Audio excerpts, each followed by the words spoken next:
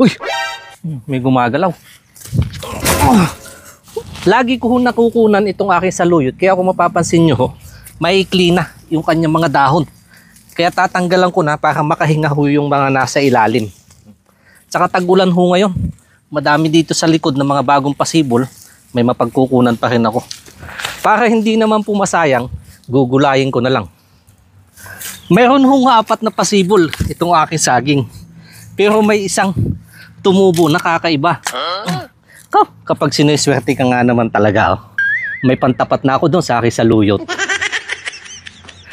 May nakuha na po tayong saluyot at saka nahanap din na labong. Poproblemahin ko na lang naman kung ano yung aking pansasahog. Ano kaya? Uy! May gumagalaw. Jackpot! Laki yun. May pasahog na tayo. Ihawin ko lang muna.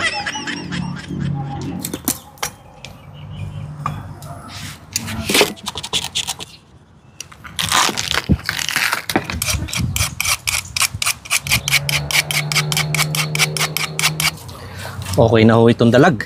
Papakuluan ko lang itong labong para hindi ho sumama yung kanyang pait.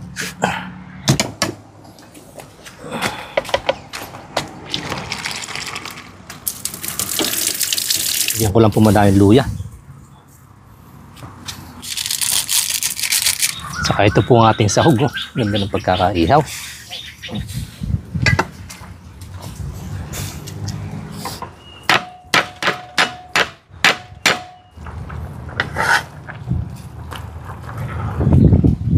Saka itong ating saluyot. Binuhol ko lang po para hindi malagsak.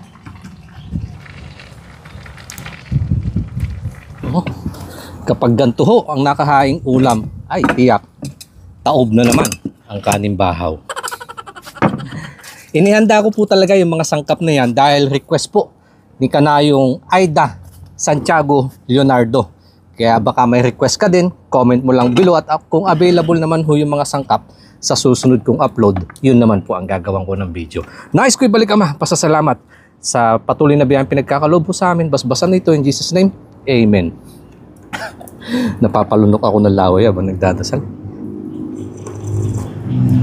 Oh, talagang to the good. Nandiyan pa ho yung sampalo ko. Pipigan ko pa ng kaunti para lumabas yung kanyang asim.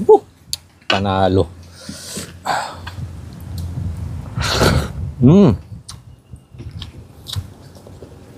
Bagoong kalamansi sa sili.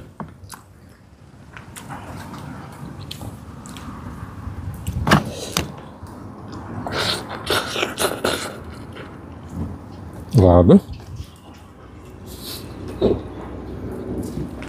Napakalasa.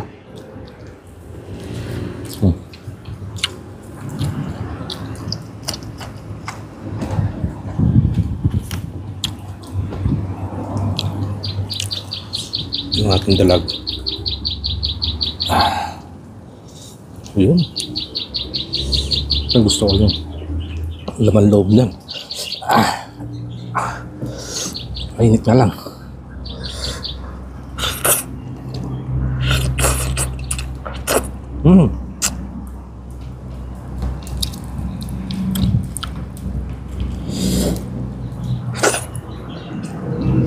Kumapit yung amoy ng ihaw sa kanyang sabaw.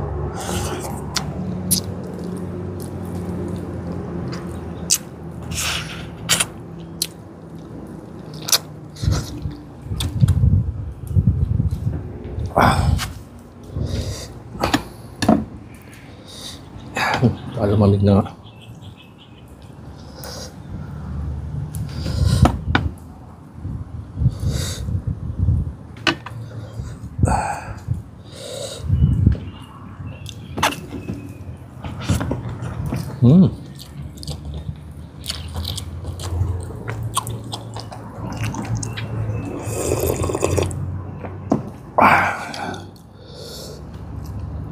Ramdam na ramdam ko ho yung bagsak ng sabaw sa aking sikmura. Gaganahan sa mga gawaing bahay kapag ganito nakahain.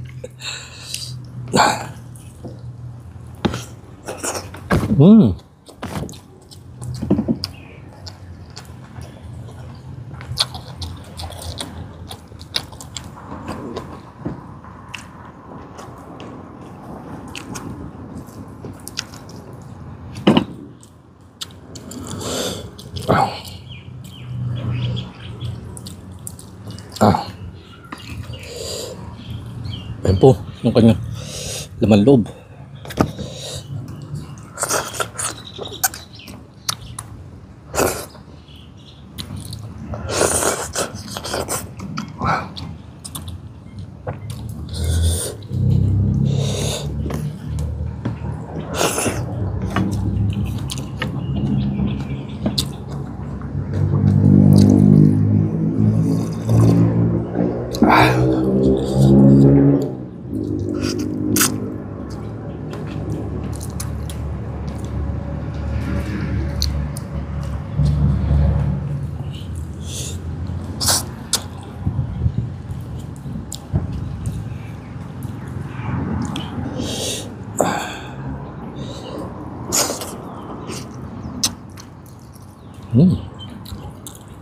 Hindi ko na din ho tinanggalan ng abdo. Ayan, may counting pait pa yan.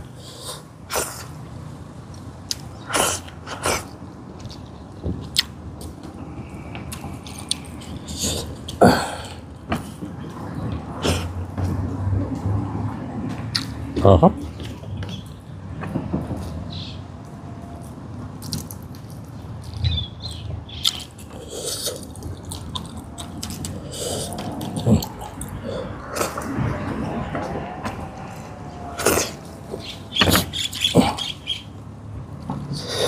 Lalo na ho ngayon, tag-ulan. Ang dami maglalabasan sa luyot niyan.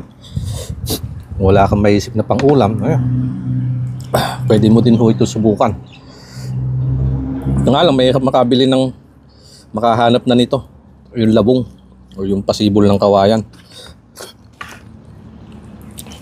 Sa mga bukid na ho, pinag-aagawan na din yan.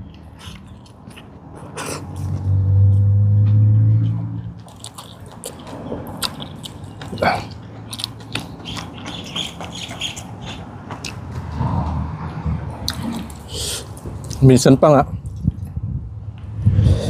may mga laging uwi yung sako